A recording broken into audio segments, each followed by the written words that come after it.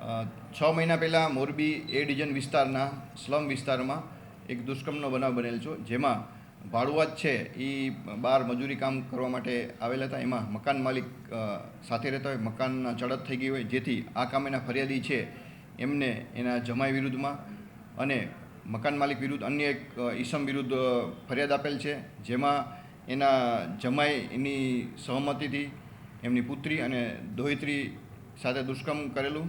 પહેલાં એના જમાઈ છે એને સહમતિ આપી અને મકાનના જે મકાન માલિક છે એને સહમતિ, પછી એની જે નજર બગાડી અને જેની દોહિત્રી છે ફરિયાદીની એની સાથે પણ મકાન માલિકે દુષ્કર્મ ગુજારેલું, જે બાબતે ગુનો દાખલ કરી અને આરોપીના રિમાન્ડ મેળવી અને આગળની કાર્યવાહી એ ડિવિઝન પીએ ચલાવી રહી છે. આ કામેમાં એક આરોપી ધરપકડ કરવાના બાકી છે.